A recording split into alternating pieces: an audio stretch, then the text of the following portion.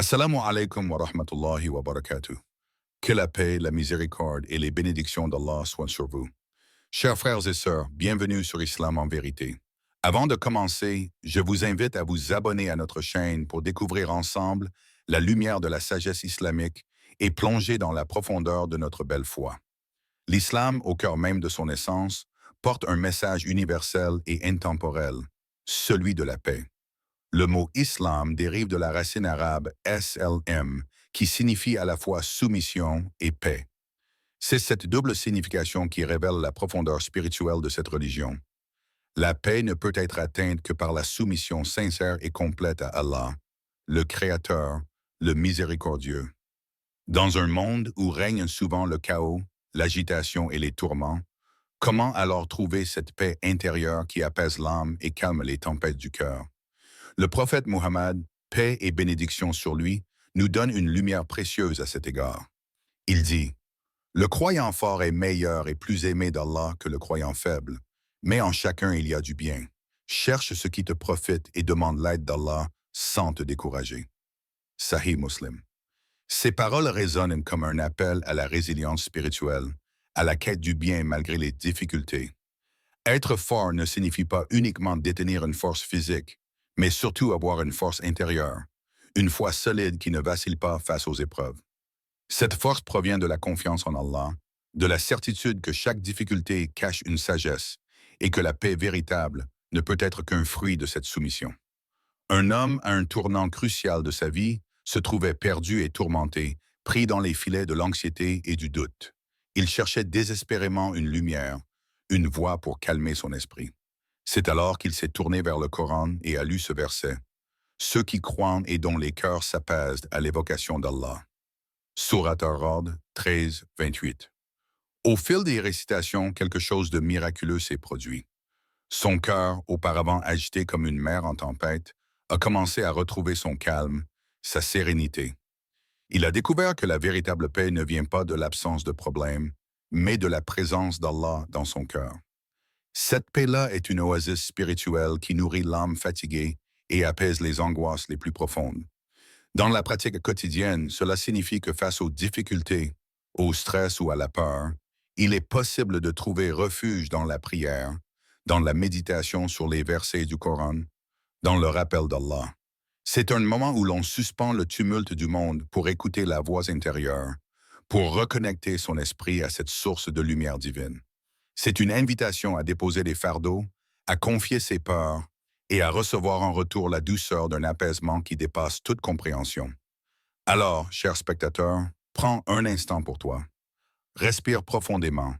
Laisse aller toutes les tensions. Puis, demande-toi, as-tu déjà ressenti cette paix profonde, ce calme intérieur, après avoir tourné ton cœur vers Allah? Cette paix n'est pas un mirage. Elle est à la portée de chaque âme sincère. Elle attend seulement que tu lui ouvres la porte en douceur, sans hâte, avec confiance. L'islam n'est pas une simple religion extérieure, un ensemble de règles à suivre, mais un chemin intérieur, une quête vers cette tranquillité profonde qui transforme toute existence. Il est fascinant de découvrir que le Coran, révélé il y a plus de 1400 ans dans un contexte où la science telle que nous la connaissons aujourd'hui n'existait pas, contient des références précises à des phénomènes naturels que la science moderne continue d'explorer et de confirmer. L'islam, loin d'être une religion qui oppose foi et raison, encourage au contraire la quête de la connaissance, la réflexion et l'observation du monde qui nous entoure. Le Coran invite les croyants à contempler la création, à s'émerveiller devant les signes d'Allah dans l'univers. Le verset suivant illustre parfaitement cette harmonie entre révélation divine et science. Et le ciel, nous l'avons construit par notre puissance, et nous l'étendons constamment. Surat Ad-Dariyah 51-47. Ce verset évoque un fait que les astrophysiciens ne découvriront que des siècles plus tard. L'expansion continue de l'univers. À l'époque, personne ne pouvait imaginer cette vérité scientifique. Pourtant, le Coran la mentionne clairement. Ce n'est pas simplement un hasard, mais une preuve de la sagesse infinie de cette révélation. Plus qu'un simple livre de foi, le Coran est un guide qui pousse l'homme à interroger le cosmos, à déchiffrer ses mystères, à se poser des questions sur l'origine et la complexité de la vie. L'islam a toujours valorisé l'apprentissage et l'exploration scientifique. La vision coranique du monde. Il a utilisé l'observation rigoureuse et l'expérimentation pour comprendre comment la lumière fonctionne, comment elle se reflète et se réfracte. Ces travaux ont ouvert la voie à une compréhension scientifique qui n'a été pleinement reconnue qu'au XXe siècle. Son exemple nous rappelle que l'islam n'a jamais été en contradiction avec la science, bien au contraire. Il s'agit d'une religion qui valorise la raison, qui incite à observer, à réfléchir et à chercher la vérité partout où elle se trouve. La foi ne rejette pas la science, elle la complète, lui donnant un sens plus profond. Cette alliance entre savoir et spiritualité peut transformer notre regard sur la vie. Elle nous montre que la lumière de la connaissance éclaire également le chemin de la foi. Lorsque l'on découvre ces signes dans la création, cela renforce notre conviction qu'un créateur sage et puissant a organisé cet univers avec minutie. À toi qui regardes cette vidéo, je pose cette question. Comment la lumière de la connaissance éclaire-t-elle ta foi aujourd'hui? Peut-être te sens-tu inspiré à explorer davantage, à te rapprocher de cette merveilleuse quête du savoir qui est aussi une quête spirituelle. Ou peut-être ressens-tu cette admiration silencieuse devant les miracles de la création qui révèlent une vérité supérieure. Dans chaque cellule de notre corps, dans chaque étoile au ciel, dans chaque souffle de vent, se cache un appel à la réflexion, à l'émerveillement et à la gratitude envers Allah. L'islam invite à vivre avec ce regard de contemplation où la science et la foi dansent ensemble dans une harmonie parfaite.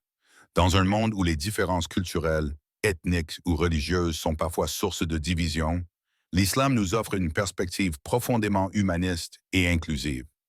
Le Coran rappelle avec force que la diversité des peuples n'est pas un accident ni une raison pour la discorde, mais au contraire un don d'Allah, une richesse à célébrer. Le verset fondamental qui résume cette vision se trouve dans la sourate Al-Hujurat. Ô homme, nous vous avons créé d'un mâle et d'une femelle, et nous avons fait de vous des nations et des tribus, pour que vous vous entreconnaissiez. Sourate Al-Hujurat 49-13. Ce passage ne laisse aucun doute sur la finalité de la diversité. Elle est là pour que l'humanité apprenne à se connaître, à se comprendre, à s'aimer au-delà des apparences. Cela implique un respect mutuel, une reconnaissance de la dignité de chacun, quelle que soit sa couleur de peau, sa langue ou sa culture. Un exemple vivant de cette sagesse se trouve dans la vie d'Abd el-Kader, émir, philosophe et homme de paix du 19e siècle. Cet homme exceptionnel a incarné la justice, la tolérance et le respect entre peuples en pleine époque coloniale. Malgré les conflits, il a toujours prôné la dignité humaine et la coexistence pacifique. Il n'a pas seulement été un leader militaire, mais aussi un défenseur des droits humains, protégeant les populations chrétiennes persécutées dans sa région et répondant à la haine par la compassion. Son exemple illustre parfaitement l'appel coranique à transcender les différences pour bâtir des ponts d'humanité. Dans nos vies quotidiennes, ce respect de la diversité se manifeste par de petits gestes, souvent invisibles, mais puissants. Apprendre à écouter sans juger, à dialoguer avec ceux qui pensent différemment, à célébrer les fêtes et les traditions d'autrui, à reconnaître la valeur de chaque individu sans préjugés. La fraternité prônée par l'islam est active. Elle exige de sortir de l'indifférence, de tendre la main, de partager et d'agir avec justice. C'est une fraternité qui dépasse les frontières, les races, les langues. C'est une fraternité enracinée dans la foi, dans la certitude que nous sommes tous créés par Allah, égaux en dignité. À toi qui m'écoutes aujourd'hui, je pose cette question essentielle. Comment peux-tu incarner cette fraternité dans ta vie quotidienne? Peut-être est-ce en t'ouvrant davantage à ceux que tu crois différents, en cherchant à comprendre leurs histoires, en combattant les préjugés qui divisent nos sociétés. Peut-être est-ce en agissant avec justice dans tes relations, en refusant toute forme d'oppression ou de discrimination.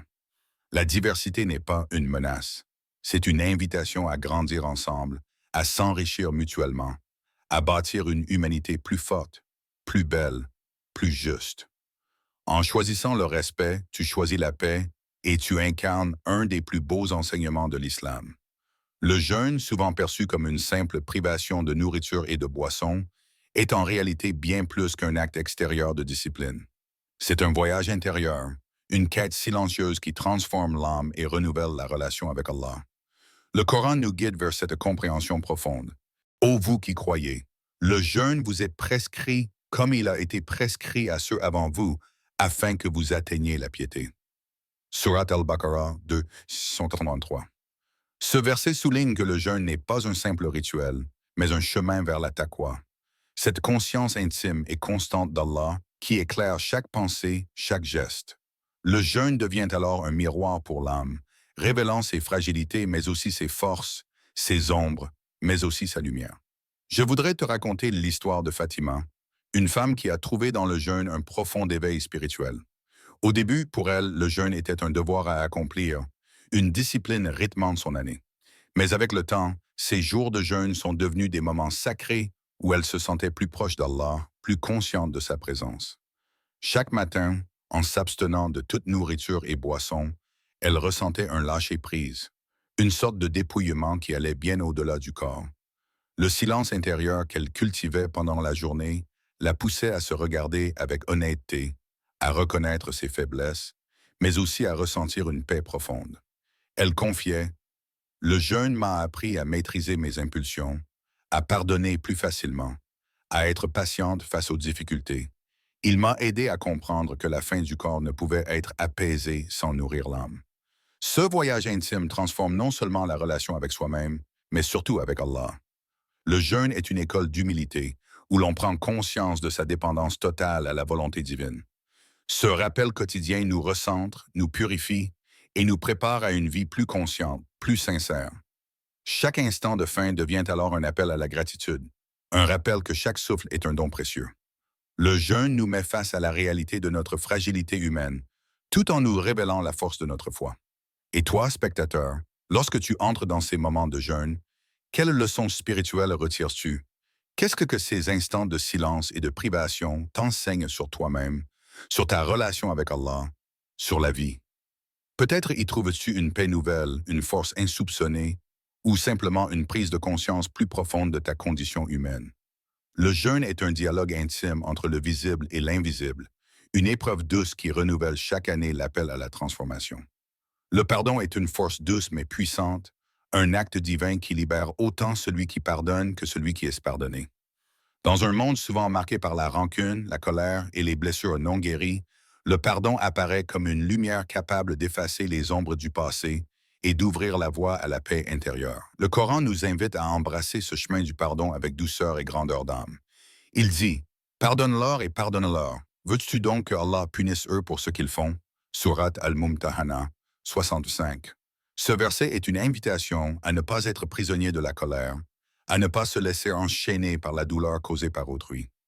Le pardon n'est pas signe de faiblesse, mais de sagesse, de maîtrise de soi et d'amour véritable.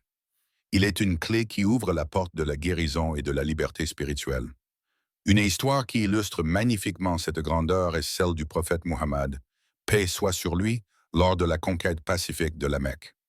Après des années de persécution, d'hostilité et de lutte, il aurait pu choisir la vengeance. Pourtant, lorsqu'il est entré dans sa ville natale avec ses compagnons, il a offert le pardon à ceux qui l'avaient combattu. Ce geste de pardon est non seulement marqué un tournant historique, mais il a aussi été un exemple lumineux de la miséricorde et de la force intérieure du prophète. Il a montré que le pardon peut briser les cycles de haine et de violence, qu'il peut reconstruire des ponts là où tout semblait perdu. Pardonner, c'est aussi comprendre la nature humaine, reconnaître que nous sommes tous faillibles, que nous avons tous nos erreurs et nos limites. C'est une invitation à l'empathie, à la compassion, à la bonté. Pardonner ne signifie pas oublier ni minimiser la souffrance. C'est un acte conscient qui libère du poids du ressentiment et qui invite à tourner une page pour avancer, plus léger et plus serein. À toi qui regardes cette vidéo, je pose cette question simple mais profonde. Y a-t-il quelqu'un dans ta vie que tu peux libérer par le pardon aujourd'hui? Peut-être un proche, un ami, un collègue, ou même toi-même. Le pardon est aussi un cadeau que l'on se fait à soi-même, un acte de guérison qui apaise le cœur. Imagine un instant cette liberté intérieure, cette paix que l'on ressent quand on lâche prise, quand on dépose les fardeaux du passé.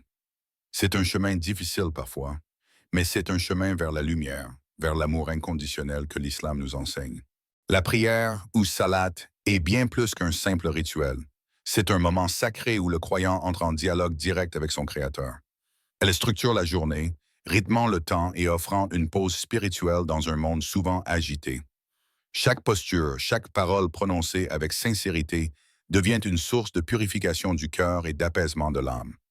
Le Coran souligne cette dimension protectrice et purificatrice de la prière. La prière préserve de la turpitude et du blâmable. Surat Al-Ankabut 29-45. Ce verset nous rappelle que la prière agit comme un bouclier contre les mauvaises actions, les pensées négatives et les tentations qui peuvent troubler notre paix intérieure. Elle est un ancrage, un refuge dans lequel se recentrer et retrouver la clarté face aux défis de la vie. Imaginons un jeune homme, Sami, qui traverse une période difficile.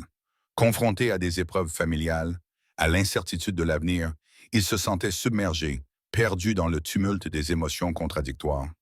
Mais à chaque prière, il trouvait un espace de calme, un moment où il pouvait déposer ses peurs, ses doutes, et se reconnecter à une force plus grande que lui. Sami raconte: « Quand je me tiens en prière face à Allah, je sens que mes soucis deviennent plus légers. C'est comme si chaque prosternation enlevait un poids de mon cœur. La prière me rappelle que je ne suis jamais seul, que je peux puiser la force nécessaire pour avancer, pas à pas. » Cette expérience illustre la richesse profonde de la salate. Elle n'est pas une obligation vide de sens, mais un dialogue vivant, intime, où chaque mot prononcé avec conscience élève l'âme. La répétition rythmée des prières quotidiennes crée un tempo spirituel qui renouvelle la foi et stabilise le cœur face aux vents contraires.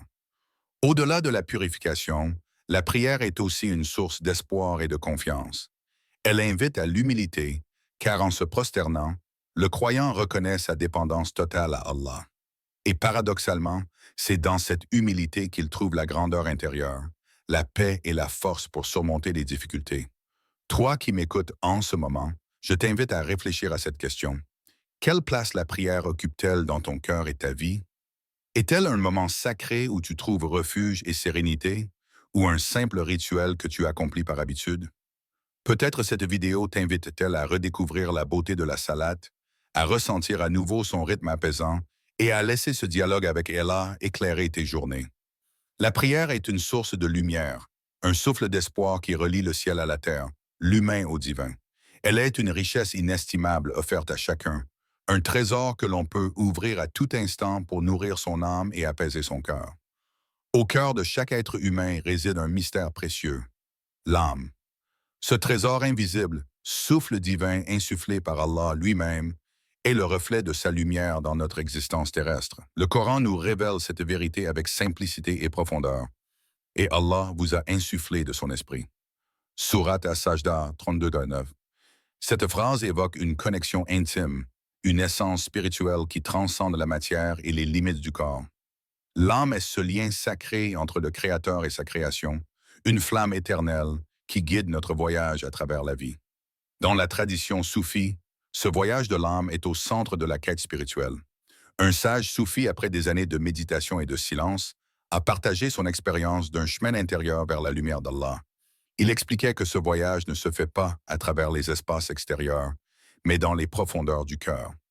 Selon lui, écouter son âme, c'est accueillir un dialogue silencieux où chaque pensée, chaque souffle devient une parole d'amour divine. C'est une quête de vérité, un retour à la source originelle. Ce chemin, parfois obscur et tortueux, mène progressivement à une révélation intérieure, une union avec la paix infinie d'Allah. Ce voyage n'est ni rapide ni facile. Il demande patience, humilité et une volonté sincère de se défaire des illusions et des attachements mondains. Il s'agit d'un éveil, d'une ouverture de la conscience, où l'âme s'éveille à sa nature divine et retrouve sa liberté véritable. Imagine-toi un instant, fermant les yeux, plongeant au plus profond de toi-même, là où les bruits du monde s'estompent. Que ressens-tu? Un silence? Une lumière douce? Un appel? Ce sont les voix de ton âme qui t'invitent à la rencontre de l'invisible. À toi qui écoutes, je pose cette question simple mais puissante. As-tu pris le temps d'écouter ton âme aujourd'hui, de dialoguer avec elle? Peut-être que dans la course quotidienne, nous oublions ce trésor. Pourtant, c'est en renouant avec notre âme que nous retrouvons la paix et le sens. C'est là que réside la source de toute sagesse, la force qui traverse les épreuves et éclaire le chemin. Le voyage de l'âme est une invitation à la profondeur, à la contemplation, à la découverte de ce que nous sommes au-delà des apparences. C'est une ouverture au mystère divin qui habite en chacun de nous, un éveil à la lumière d'Allah.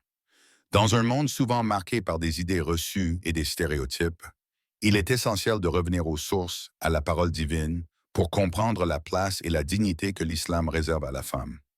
Le Coran affirme clairement cette vérité fondamentale. Et pour les femmes, il y a des droits semblables à ceux qui leur sont dus, conformément à la bienséance. Surat al-Baqarah 2:28.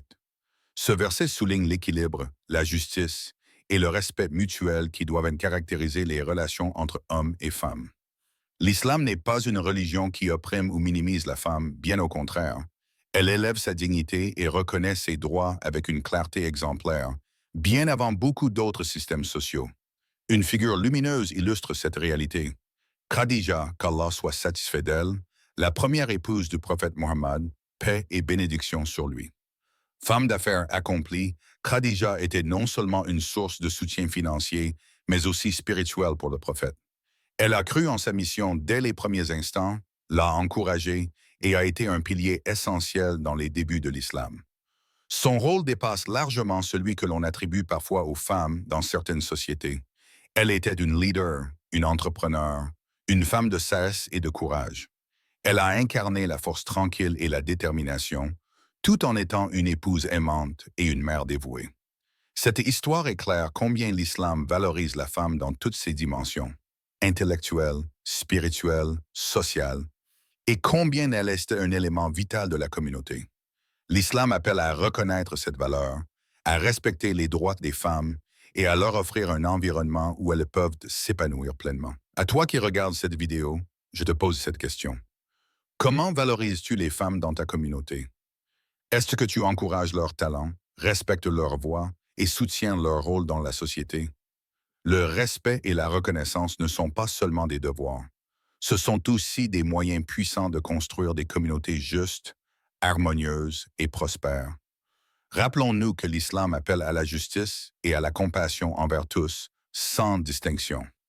Valoriser les femmes, c'est aussi honorer la sagesse de la révélation divine et participer à la construction d'un monde meilleur, où chacun trouve sa place dans la dignité et le respect. Terme de ce voyage à travers les merveilles et les profondeurs de l'islam, il est essentiel de revenir à l'essence même de notre foi. Le message ultime d'Allah, celui de la miséricorde infinie et de l'espoir indéfectible. Le Coran, ce guide éternel, nous rappelle avec une puissance apaisante. Mon miséricorde embrasse toutes choses. Surat al-Araf 7:656. Cette phrase est une promesse universelle, une étreinte divine qui ne connaît ni limite ni condition. Peu importe nos erreurs, nos faiblesses, nos moments d'égarement, la miséricorde d'Allah est toujours là, prête à envelopper nos cœurs blessés et à éclairer nos nuits les plus sombres. L'histoire de beaucoup de croyants en témoigne, mais prenons celle d'un homme nommé Yusuf. Jadis, il traversait des périodes de doute, de solitude et de désespoir, sentant le poids de ses fautes peser lourd sur son âme. Pourtant, c'est dans ces ténèbres qu'il a senti peu à peu une lumière nouvelle émerger, la lumière de la miséricorde divine. Yusuf raconte, « Quand je pensais que tout était perdu, j'ai levé les yeux vers le ciel et j'ai senti cette présence douce, cette force infinie qui me disait que je pouvais me relever, que je pouvais me purifier. La miséricorde d'Allah a été mon refuge, mon espoir, la clé qui a ouvert mon cœur à la paix. » Ce témoignage est celui de tant d'âmes qui, malgré leur combat, trouvent dans la miséricorde divine une source de renouveau et de réconciliation. C'est une invitation à ne jamais désespérer, à toujours croire en la bonté d'Allah, qui dépasse toutes nos fautes et ouvre grand les portes du pardon. Aujourd'hui, cette lumière d'espoir s'adresse à toi.